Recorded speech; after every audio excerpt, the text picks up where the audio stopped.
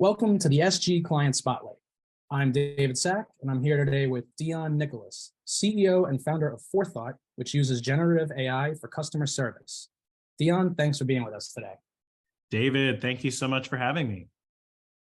Absolutely. So let's jump right in. ChatGPT and AI are dominating tech right now. The implications of generative AI are enormous for nearly every industry.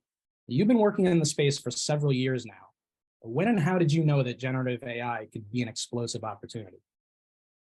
Yeah, it's a little bit right place, right time. But also, taking it back, I've been interested in natural language processing and natural language understanding, which is kind of the next evolution of it.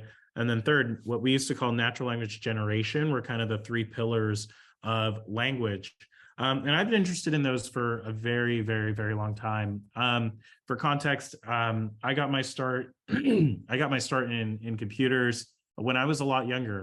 We had a computer. I learned to code, and I've always just been thinking about building technology. And being a math and computers guy in school, I was actually bad at subjects like history, right? And so I had probably my first ever startup or entrepreneurial idea was something that I wanted for myself, which was, could I have technology, an AI or a computer program that could help me study, that could read my notes, textbooks, all this natural language that was out there, and then help me, generate quiz questions or cue cards, help me answer questions that I had about, say, the French Revolution or whatever. And that was like my first ever kind of foray and idea around AI. And even at the time, again, the three pillars were natural language processing, natural language understanding, natural language generation, right? And so that concept, it didn't have the term generative AI back then, but I've always kind of just been fascinated with the power of AI and what it could do. It was not, remotely possible technically back then, but that was my start. And so when I started Forethought, the now generative AI for customer support company, we launched in 2018, and it's because I had been fascinated with all of the things that were possible in natural language. So I don't know if I can say I foresaw that generative AI would be the behemoth that it is today.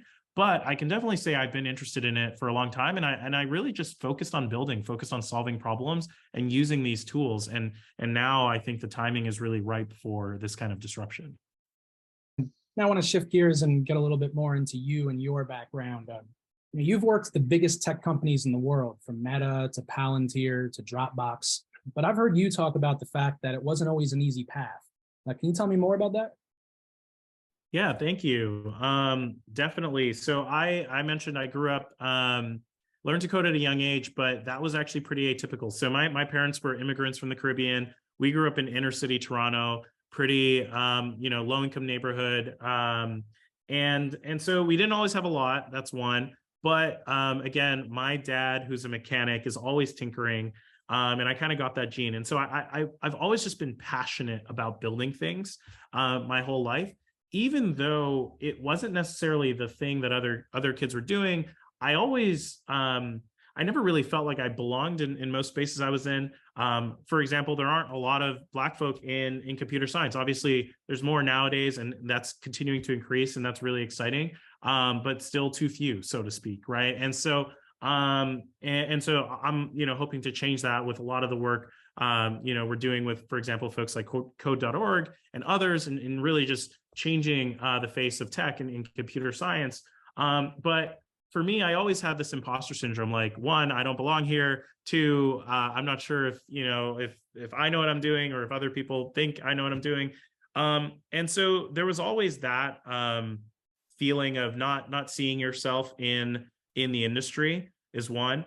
But also, I think I was always just passionate, right? I was always just curious. And so I would always just follow that curiosity and kind of ignore what was going on in my environment or outside. And that I feel really fortunate about, because that curiosity eventually led me to programming, right? And so I learned to code. I got really fascinated with computer programming competitions, which is this like super nerdy but super fun, sub kind of culture. in the computer science community. I got super fascinated with AI, started doing these kind of unpaid internships and things. Actually, in high school, my family had moved out to Alberta when I was in high school. And so the University of Alberta had their Machine Intelligence Institute, AMI, Alberta Machine Intelligence Institute. They were doing these little internships for high school students. So I just really, really started chasing my passions in tech, in AI, and things like that. And eventually, I was super fortunate to go to the University of Waterloo for undergrad. I had kind of like, it was like this weird dream school of mine, because when I was younger, it was actually Waterloo that they did a lot of the outreach and they did a lot of the programming competitions for high school kids. So I would see that name on all of the all the competitions. I was like, hey, I really want to go there. No one in my family had gone to college before or anything like that, so I like didn't know anything about this space, but I kind of like just was really passionate, really wanted to go there. So I ended up going to Waterloo, and they have this co-op program where everyone can do 5 years of school. So instead of a 4-year degree, you do 5 years, but you basically alternate school and work. And so they had this like really robust internship program, which meant companies like Facebook or Meta now, Google, all of these others were actually recruiting on campus. And because I was just like surrounded by all of these students, maybe, from different backgrounds who just assumed it was possible. Oh yeah, I can go and intern at Facebook. That imposter syndrome was kind of like, even though I didn't think it was possible, I was just like, all right, everyone's doing it, I guess I'm going to try. And I applied to a lot of places, didn't get into many, but fortunately, eventually landed my first internship in Silicon Valley at Facebook, or Meta now. And yeah, I still remember taking the interview. My hands were shaking when I had to write the code. I knew how to solve it, but I was just like super nervous, right? And stuff like that. But yeah, experiences like that really show you that anything is possible. And after that, I kind of got my feet under me and ended up working or interning at many different companies in the Valley, and the rest is history. So super proud of that. And I also heard that growing up, you were really into basketball, and of course, computer programming as well. And we know that you chose to go into computer science. So what made you decide on that path? Great question. It's interesting when I think back on it. So again, I've always just had this follow your passion and follow your curiosity. It was always my mantra, whether I knew it or not. I don't know if I could articulate it back in high school, but like that was what I did. And I love a lot of things, coding, technology being one. I love music, and my team and I, we go karaokeing all the time. Like it's good to have fun and just do stuff you love with people you love to spend time with. And I loved basketball, and that was my oldest brother taught me how to play basketball when I was a kid, and that was something we would actually like do together. He's like 7 years older than me, so he would teach me the ropes. And it was something that I loved. And then I started, pursuing that just kind of more competitively in kind of, rep leagues and things like that. Played high school varsity, et cetera. And I was doing this in parallel with learning how to code and all of that. But again, I think in the end, there were two factors that led me to go into programming specifically. One is like I was pretty I like to take calculated bets. I think it's like an underrated skill, I guess, or something. But I genuinely asked myself the question, like, where can I go with this? And with basketball, like I was pretty good. Like I was, varsity level in high school, at one of the top schools in the province. But I wasn't like NCAA good. Like I probably could have made varsity in university, in a Canadian college. Probably could have made like a Div 3 in like NCAA in the United States. But not Div 1. Like I wasn't going to be the best in the world at basketball. Like I was like, yeah, there's probably, it's not like I'm going to go pro. And like, I was pretty good. A lot of my friends ended up, on Team Canada, or, a few folks in the NBA, but I was like, I'm not that good. So like, there was like that calculated, like understanding of like, okay, I don't think I can be the best in the world at this. While at the same time with coding, I also wasn't like that good, but I saw that I could get a lot better, and that ironically, I wouldn't say the bar is lower, but more people can go pro in computer science than can go pro in basketball, right? And so like I kind of had that realization that if I was going to make a career out of something, if I could, then the likelihood was just higher in computer science.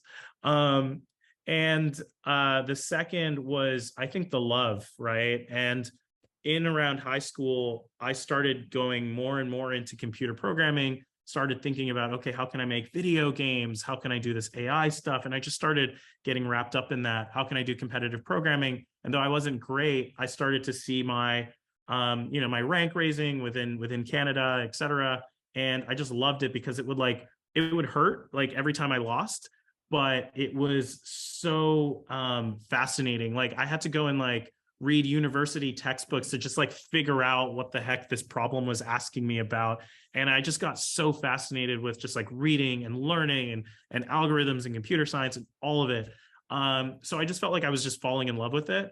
Whereas at the same time, in basketball, I felt like I still love the game. I still play with me and my buddies, but again, not like, it wasn't the passion of like, this is the thing I want to do with the rest of my life, but it was the thing that I love doing with my friends. And so it became like the thing that I even, again, to this day, I still do with my friends, but it wasn't like where I knew I was going to be passionate for life. And so when I combined those two things, like, all right, can I actually have a career out of this? And do I just genuinely love this thing? I realized that technology coding was it. And so I just kind of like went all in. My basketball coach was pissed off at me because like I was like, at the end of the season, I was like, hey, I'm not going to be coming back to the next season. I'm going on. And he's like, wait, what? For like programming? Like, what is this? It was kind of a scary, weird idea at the time. But in hindsight, it paid off. Let's say you had felt that you could have been the best in the world at basketball. Do you still think you would have gone with programming? Yeah, I think so. I don't think I ever would have, left it, right? And again, there's this part of me that even when I'm doing other stuff, like I'm always thinking about building and tinkering and solving problems for other people. And so there is just like there's this beauty in being able to build in this creativity that is just very hard to put your finger on, so to speak. And I do think like that's been my passion like for as long as I can remember. So yeah, I think so. I probably, what I would have done? I would have tried, I know because I had this written down, but like Waterloo was my dream school. But I was like, okay, well, what school has a good computer science program and a good basketball team? Like Duke Blue Devils is really interesting, like, things like that. So I actually had like a list of schools that like, if I could figure out how to do SATs or whatever, and could somehow make it to US colleges, that, could have been able to satisfy both. So I still would have probably gone to school for computer science, but may have tried to play D1 basketball or something if I could have. And again, I don't know if I could have. So TBD. The rest is history. Well, Deon, it's been great hearing about your work and your thoughts on the industry. Thanks for taking the time to join us today. Dude, David, thank you so much for having me. Appreciate you. Hopefully I wasn't rambling too much, but thanks for sending me down memory lane. And again, excited for the partnership with you all at Southern Gold.